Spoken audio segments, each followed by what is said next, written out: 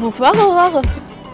Donc tu as sorti un roman. Mais oui. Je suis hyper surprise puisque d'habitude tu écris des livres de conseils pour Tout à fait. mamans, les futures mamans, les vieilles mamans, les jeunes vieilles mamans. Les working Et girls. là on a un roman Oui. de deux héroïnes. Et comment tu en es venue à écrire ce roman? Et ben avec l'association Maman Travail et dans le cadre du blog Maman Travail, j'ai beaucoup écouté et parlé avec des jeunes mères et du coup j'ai un peu absorbé leurs histoires un peu comme une éponge. Et il y a un moment où il fallait qu'on presse l'éponge et que toutes ces histoires sortent et j'avais envie de les partager.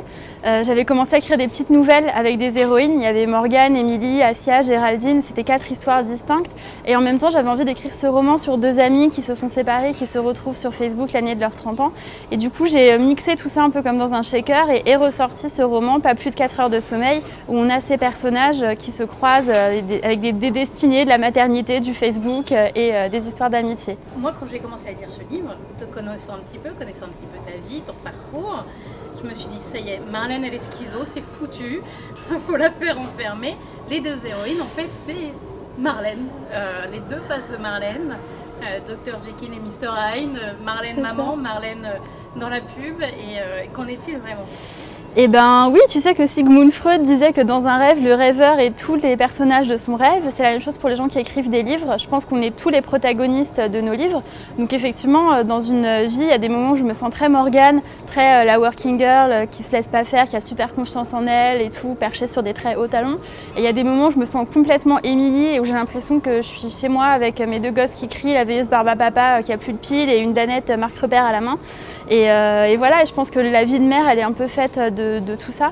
On peut se reconnaître, je pense, dans tous les personnages, un peu comme dans Desperate Housewives, on a des moments Lynette, des moments Brie, des moments Eva Longoria. Bon, un peu moins depuis que j'ai des enfants, les moments Eva Longoria, mais tu vois l'idée générale. Est-ce que je suis schizo? Non, je vais pas te refaire le sketch de tout à l'heure, je me mets à crier dans le cinéma, des quinconces au Mans.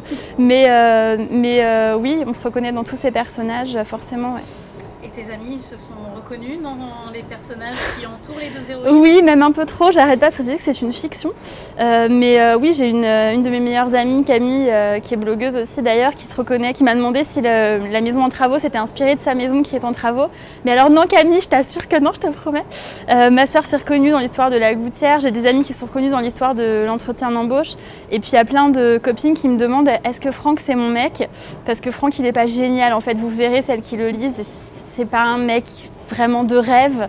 Voilà, donc ouais, elles se reconnaissent beaucoup. Et même des copines que j'ai rencontrées après l'écriture du roman qui se sont reconnues dedans en ayant l'impression que je m'étais inspirée d'elles là-dessus. Et est-ce qu'il va y avoir une suite? Parce qu'on se dit, est-ce qu'à un moment donné, on va connaître la suite des aventures des 2 héroïnes? Est-ce qu'on va savoir ce qui leur arrive dans le futur?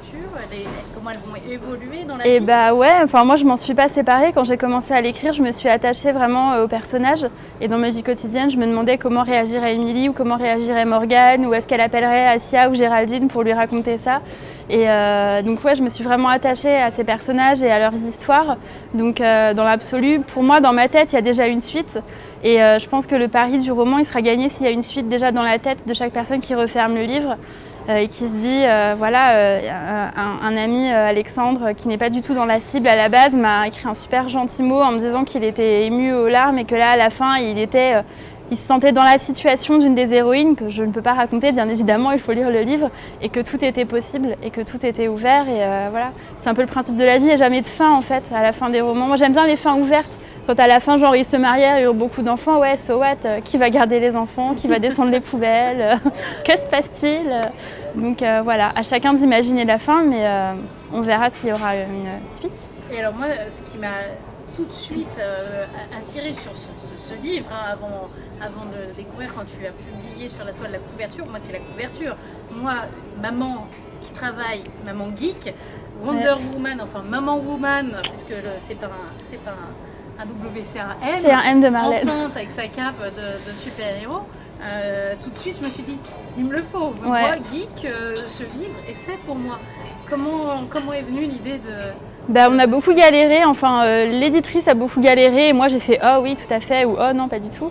On a beaucoup réfléchi sur la couverture, c'était difficile de ne pas faire une couverture trop girly, gnangnan avec des fées, des paillettes. Et c'était difficile aussi de ne pas faire un truc trash, on avait des idées avec Et voilà, il y avait des photos un peu plus trash qui correspondaient pas non plus parce que le roman il n'est pas que trash. En fait, l'idée de Wonder Woman, c'est de se dire que Wonder Woman, elle tourne sur elle-même pour se changer. Et les mères, c'est un peu ça, genre on a notre smartphone. Et il y a un côté genre à un moment, Morgane elle dit j'ai l'impression que j'ai mon smartphone, je suis au travail, je tourne sur moi-même et j'apparais habillée en maman avec un biberon dans la main, c'est fabuleux. Et voilà, et l'idée c'était ça, c'était d'avoir cette symbolique de Wonder Woman, de se dire qu'on est un peu des héroïnes.